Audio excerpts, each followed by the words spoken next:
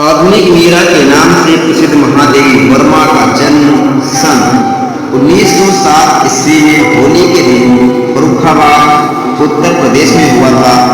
इनके पिता श्री गोविंद सहाय इंदौर के एक कॉलेज में अध्यापक थे तथा माता सरल हृदया धर्मपरायण महिला थी।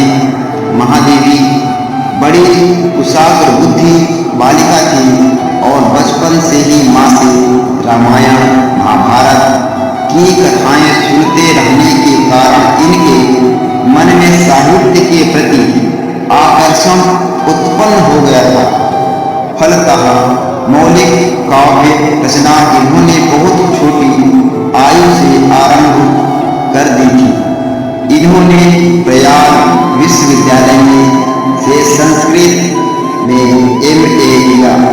9 वर्ष की छोटी उम्र में ही इनका विवाह हो गया था, किंतु इन्हीं दिनों इनकी माता का स्वर्गवास हो गया। इनके पति डॉक्टर थे, परंतु दाम्पत्य जीवन में इनकी रुचि नहीं थी। इनके जीवन पर महात्मा गांधी का और कला साहित्य साधना पर कवींद्र रवींद्र का प्रभाव पड़ा। इन्होंने नारी स्वातंत्र्य के लिए संघर्ष किया, परंतु अपने अधिकारों की रक्षा के लिए नारियों का शिक्षित होना आवश्यक बताया। कुछ वर्षों तक महादेवी जी उत्तर प्रदेश विधान परिषद की मनोनीत सदस्य रही। दर्शन, संगीत तथा चित्रकला में इनकी विशेष अभिरुचि थी। भारत सरकार ने इन्हें पद्म भूषण अलंकार से सम्मानित किया। ये प्रयाग महिला विद्यापीठ की उपकुलपति पद पर भी आसीन रही। इनका देहावसान सन 1987 ईस्वी में प्रयाग में हुआ। महादेवी जी आधुनिक हिंदी साहित्य में निर्माताओं के महत्वपूर्ण स्थान की अधिकारिणी हैं। प्रसाद, पंत, निराला तथा महादेवी वर्मा छायावाद युग के इन 4 महान कवियों के बृहत चतुष्टाई के नाम से जाना जाता है। महादेवी जी ने मैट्रिक उत्तीर्ण करने के पश्चात ही काव्य रचना प्रारंभ कर दी थी। करुणा एवं भावुकता इनके व्यक्तित्व के अभिन्न अंग थे। जहाँ एक ओर इनके काव्य में भावनाओं की अभिव्यक्ति हुई, वहीं दूसरी ओर इनके ये भावनाएं संपर्क में आने वाली पीड़ित एवं दुखी व्यक्तियों को भी प्रेम एवं सहानुभूति से प्रभावित करती रही। इनके द्वारा रचित काव्य में रहस्यवाद, वेदना एवं सूक्ष्म अनुभूतियों के कोमल तथा मर्मस्पर्शी भाव मुखरित हुए। इनकी रचनाएं सर्वप्रथम चांद पत्रिका में प्रकाशित हुई। इनकी काव्यात्मक प्रतिभा के लिए केसरिया एवं मंगला प्रसाद पुरस्कारों से सम्मानित किया गया। इन्हें ज्ञानपीठ एवं भारत भारती पुरस्कार से भी सम्मानित किया गया था। इनकी प्रमुख काव्य रचनाएं हैं निहार, रश्मि, नीरजा, संध्या गीत, दीप शिखा, सप्तपर्णा, यामा तथा हिमालय। निहार महादेवी का प्रथम काव्य संग्रह है। इसमें 47 गीत संकलित हैं। साहित्य को इनकी देन मुख्यतया एक कवि के रूप में है, किंतु इन्होंने प्रौढ़ गद्य लेखन द्वारा हिंदी भाषा को सजाने, संवारने तथा अर्थ गंभीरत प्रदान करने में जो योगदान किया है वह भी प्रशंसनीय है। संयोगकालीन क्षणों की माता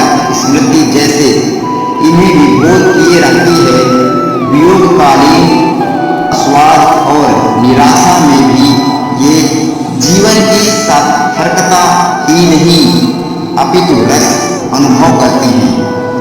विराट और रहस्यमयी प्रकृति का कण कण कभी तो इन्हें प्रियतम का परिचय देने वाला लगता है, कभी उसका दूत बनकर संदेश लाता है, कभी उनकी सुप्त मधुर और पीड़ामयी स्मृतियों को जगा देता है। महादेवी जी का काव्य क्षेत्र संभवतः छायावादी कवियों में सर्वाधिक सीमित तो है, लेकिन सबसे गहराई भी उसी में है। प्रणयी मानस को भाव विभोर करने वाली जिन अनुभूतियों को कवियत्री ने गीतों में ढाला है, वे अभूतपूर्व हैं। हृदय को मत देने वाली जितनी हृदय विचार पीड़ाएं कवियत्री द्वारा चित्रित की गई हैं, वे अद्वितीय ही मानी जाएगी। सूक्ष्म संवेदनशीलता, परिष्कृत सौंदर्य रुचि, समृद्ध कल्पना शक्ति और अभूतपूर्व चित्रात्मक के माध्यम से प्रणयी मन की जो स्वर लहरियां गीतों में व्यक्त हुई हैं, आधुनिक क्या संपूर्ण हिंदी काव्य में भी तुलना शायद ही किसी से की जा सके। शिक्षित और सुसंस्कृत पाठक के मन को छू लेने वाली जितनी सामर्थ्य महादेवी वर्मा के गीतों में है, उतनी शायद ही किसी छायावादी कवि के गीतों में हो। खड़ी बोली की कर्कशता को छायावादी कवियों के कुसुम कोमल भावुक और कल्पनाशील व्यक्तित्व को समाप्त कर उसे ब्रज भाषा जैसे मधुर से संपन्न किया था।